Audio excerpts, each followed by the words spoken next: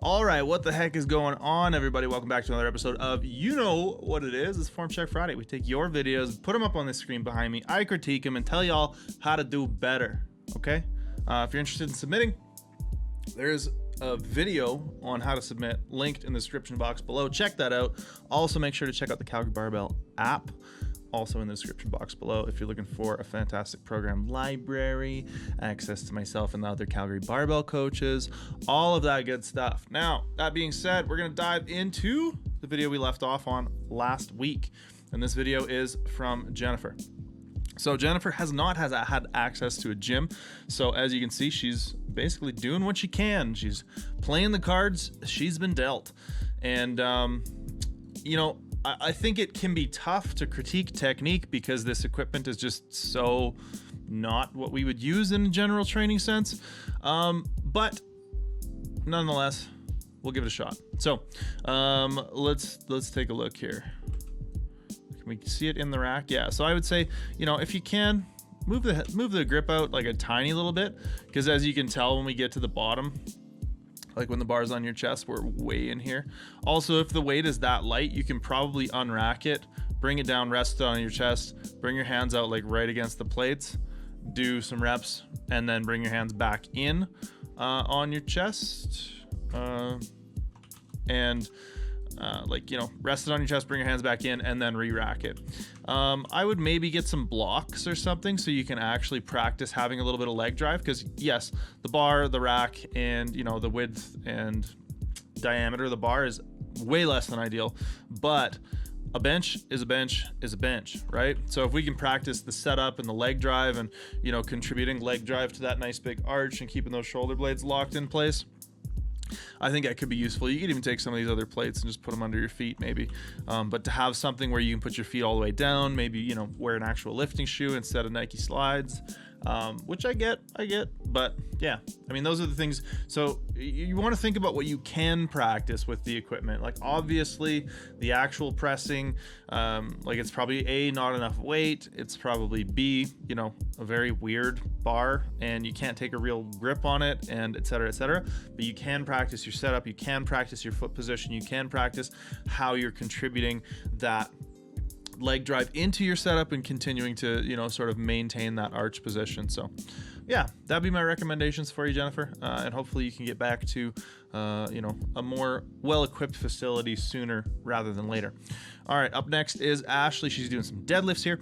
She said she's working on not overextending, but trying to like finish with the hips at the top, which is, I think, a really good cue. I think a lot of people tend to get to like the midpoint of the lift and then they just start thinking about pulling back with their back and like finishing the lift with their lats instead of actually thinking about hip extension.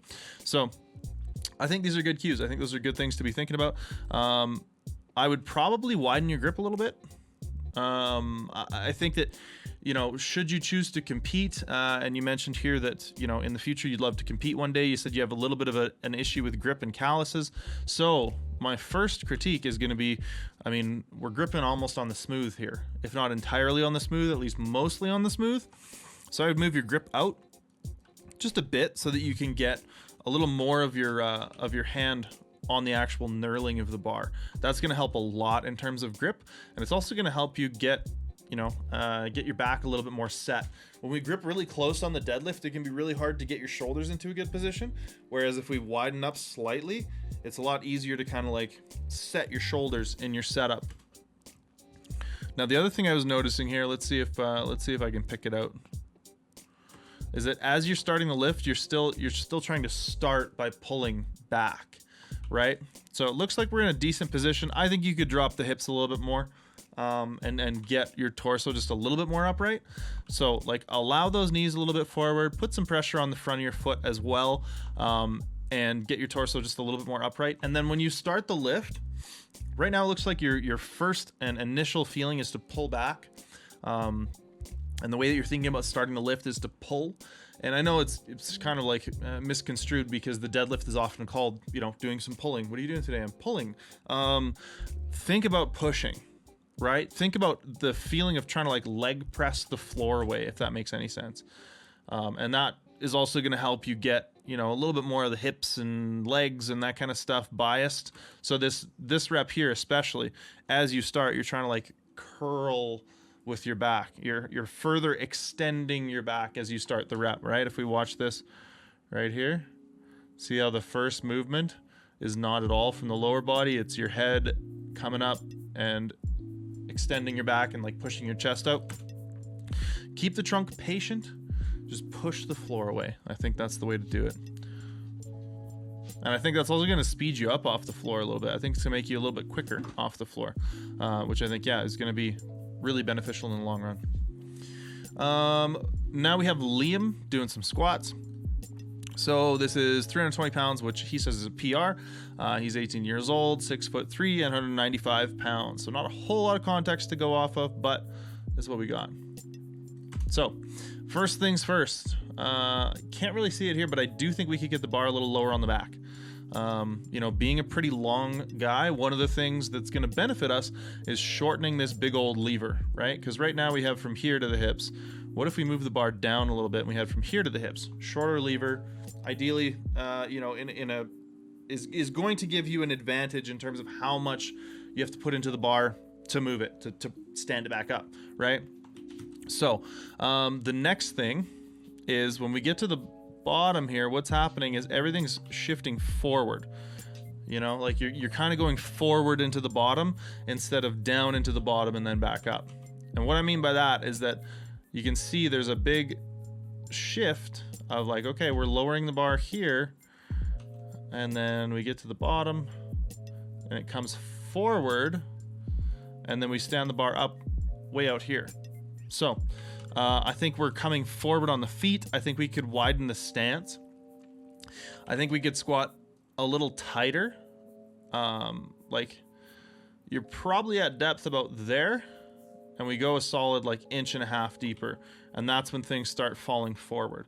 We get too far forward on the toes, and then we're having trouble kind of standing it back up. I mean, there's plenty more left in the tank there. If you wanted to put more weight on the bar, you could squat it. There's no question there. And I think, everything about the squat looks great to about here. And then when you get into the bottom, you're just kind of like relaxing, right?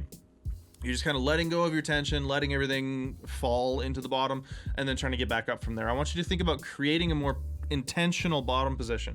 I want you to think about continuing to resist the bar, continuing to apply pressure into the bar, not losing your brace and tightness in your trunk and upper body as you get into the bottom position. Like all these things are very, very important in terms of maintaining a good position so that we can drive up from a good position.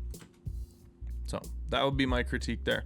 Bar a little lower in the back, perhaps a bit of a wider stance, and maintain more tension, right? Sit down and back into the bottom instead of down and forward. We sit down and forward, and then as we come up, you can see the elbows have to adjust because the bars started rolling forward. We get this slight little bit of flexion in the upper back. All of that's from just loosening in the bottom. All right, this next one comes from Eggy. Eggy's doing some bench press. He says he loves powerlifting, is obsessed with it right now, spends all of his time watching videos and thinking about his technique and programming and all that kind of stuff, and I definitely feel you there, man. That's a fun phase. Lifting 9 months, 158 pounds. This is 160 for a 5x5, and he says his goal is 225. So let's see what we can pick out here. Obviously, these racks kind of not ideal. You can see you're having to like really reach out for the bar as opposed to being able to keep yourself in a nice packed tight position, right? So you're really having to like unrack with your shoulders, which means you're losing a little bit of position. So on these racks, the way to get around that, or the best thing you can do to try to recover, is to just pull those shoulders back into position once the bar's out as best you can. So from here, before you start your rep, tighten up the upper back again. Leg drive looks okay. Your feet are really tilted inwards. They're inverted, meaning the outside of the foot is up off the ground. And, should you choose to compete at some point, depending on the federation, you're going to need to have your feet flat on the ground. So what I would do is I would just push the knees out, externally rotate at the hips, drive the knees out so the feet go from here, flat down on the ground, you'll have a little bit more basis support as well. And the last thing I'm going to talk about here is just trying to lighten that touch, trying to be a little bit more intentional with how the bar is approaching the chest. So this last little bit of the range of motion, we want to think about voice crack there, decelerating the bar. We want to think about slowing down the bar as it approaches the chest, and think about the bench as a more consistent and fluid movement, right? Like I was talking about in the squat with Liam there, we tend to like loosen between the phases of the movement. So the phases of the movement are the downward phase, which is the eccentric, and the concentric, which is the upward phase, right? A lot of times people misconstrue it as like, okay, those are two different things, and in the bottom it just like hits the chest. But if you think about creating more tension and building up more pressure into the bottom, reaching your chest up into the bar, decelerating the bar, just creating more tightness in this kind of zone, I think it can go a long ways for you, right? If we think about intentionally touching the chest, a lot of the times I'll coach lifters to even just touch the t-shirt, right? So that we're again like really resisting the bar, we're reaching the chest up into it, and it's this light touch. So we're really minimizing the range of motion as much as we can, and I think those will help. Those will help. Also, Eggy, I'm going to recommend that if you're on a standard 5x5 program, maybe think about the Calgary Barbell training app. We have a program library with, I believe, 14 programs on there right now, and you get access to our coaches via the private Discord. So a lot of bang for your buck there. Go ahead and check that out in the description box below, the Calgary Barbell training app. All right, this is David, I believe. There's a W in there, but the last name sounds super Eastern European, so I'm just gonna guess that it is David. David's been lifting since 2016. He says he's got a 130 max. He said he hit 145 one time, and this is 120 for 3. He says there's a big increase though in how difficult the reps are between reps 1 and then reps 2 and 3. So the first thing I'm noticing here, David, is we're really overextending the back. We're really going into a lot of extension here. I think if you bring your gaze down a little bit, so we're looking out here instead of up here, we pull the ribs down in front so that we're a little more sort of like straight through the trunk instead of really extended. I think that's going to make your life a whole lot easier in terms of the deadlift. When we're really extended like that, sometimes we'll end up with the bar kind of falling out in front like we did there, just around the knees. We're really far on the forefoot and we're not able to stay like, you know, relatively balanced between the front and back of the foot. And then, yeah, if we're focusing so much on really extending the back, we're maybe not being as efficient as we can with our lower body. So I would think more about pulling the ribs down in front, trying to create like a nice sort of block instead of, you know, this kind of thing. So that's my number one thing. And I think honestly, other than that, you're probably looking really good here. So I think if we can get the bracing down a little bit more, that ribs down brace in the front, as opposed to being super extended the whole time, I think that's just gonna clean it up. It's gonna help you out a lot. All right. Up next is Terence. Terence has been training for 2.5 years, 8 months now of sort of specific powerlifting focused training. And Terence qualified for Worlds at 66 kilo or under 66 kilo sub junior. This is 132.5 kilos for a triple at 8. He's 17. He says his max is 155, probably a little bit left in the tank on that though. And he's wondering what he can do to kind of clean up his squat technique. Now, first off, I'm going to tell you that you probably don't want to be making too many technical changes, because we're 3 weeks out from Worlds right now, Terence, you and I. Maybe, you know, like I'm gonna say, go ahead and, you know, head down to the comment section below, give Terence all of your best advice and even just well wishes for Worlds, because that's sick. Going to Worlds at 17 is pretty friggin' impressive. But also, Terence, take it all with a grain of salt, right? I don't necessarily think that changing technique this close to a very important meet is going to be the ticket. The way I would sort of triage whether or not I would do these things, or like put some sort of order of prioritization on them, is if you try a cue and it doesn't feel better instantly, then it's one to try later. Because there are definitely cues and ways of thinking about technique and changing things that can help, but sometimes it takes a while, and sometimes it takes a little bit of load off the bar before we get good and proficient at this changed pattern.